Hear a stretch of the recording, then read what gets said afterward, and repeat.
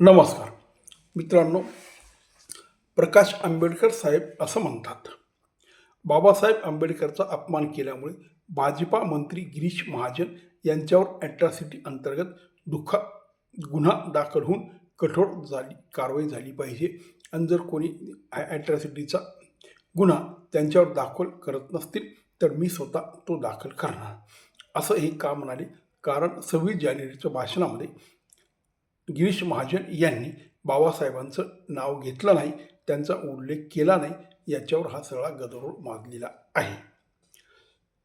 खरं तर त्यानंतर जेव्हा बाबासाहेब आंबेडकरांचं आपण नाव घेतलं नाही याची आठवण मंत्री साहेबांना करून दिली, तेव्हा त्यांनी दिलगिरी व्यक्त केली आणि सांगितलं, जाणूनबुजून असं झालं नाही, भाषणाच्या ओघात माझ्याकडनं त्यांचं नाव घेतलं गेलं नाही.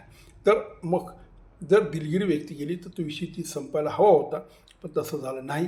त्यासाठी दलित समाजाने मागणी मोठ्या प्रमाणात लावून धरली की यांना पक्षातून काढून टाकण्यात यावं, यांचं मंत्रिपद जावं.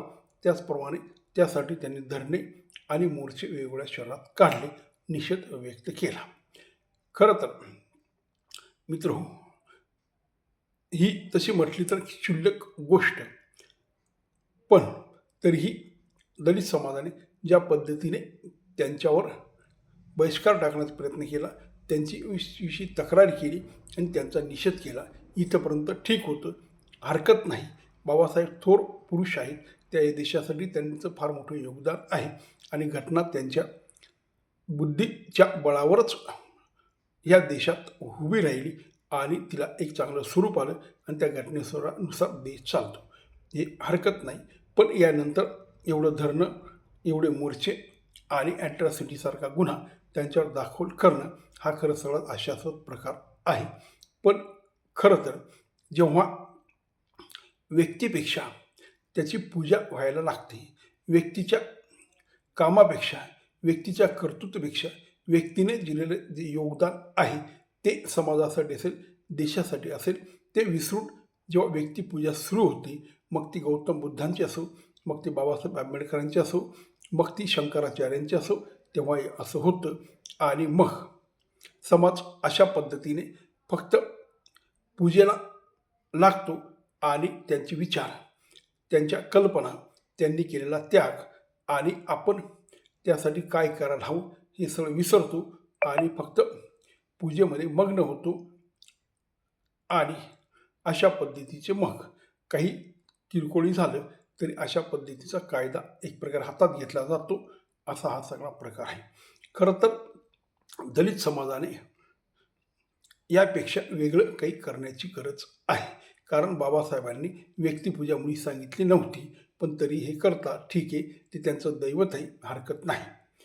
पण जगात काय चाललं हे दलित समाजाने समजून घेतलं पाहिजे. तुमच्या समाजावर नुसतं भारतात नाही, जगात कशा पद्धतीचा अन्याय होतो आणि त्यासाठी तुम्ही किती उभे राहतात यालाही फार महत्त्व आहे. तुम्ही जर खरं देशप्रेमी असाल तर मग तुम्ही देशासाठी काय करता आणि देशात घडणाऱ्या चुकीच्या गोष्टीचा तुम्ही निषेध करता का, त्याच्या विरोधात तुम्ही उभे राहता का, हेही फार महत्त्वाचं आहे. आता बांगलादेशमध्ये दीपू दासचं जे झालं, जम्मू काश्मीरमध्ये संविधान चालू आत्तापर्यंत नव्हतं, जोपर्यंत 356 कलम हटवले गेले नाही, अशोक चक्रचा जिहाद्याकडून तोडफोड केली गेली, त्याचा तुम्ही निषेध केला नाही. मुफ्ती शमाईल नदवी यांनी स्टेजवर ऑन कॅमेरा संविधान के ऊपर हमारा शरिया है असं म्हटलं, त्यावर तुम्ही काही बोलले नाही.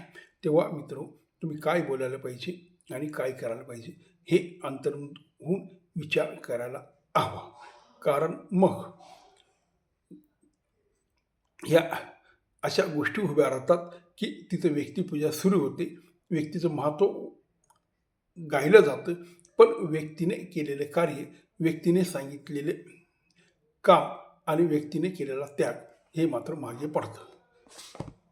नमस्कार.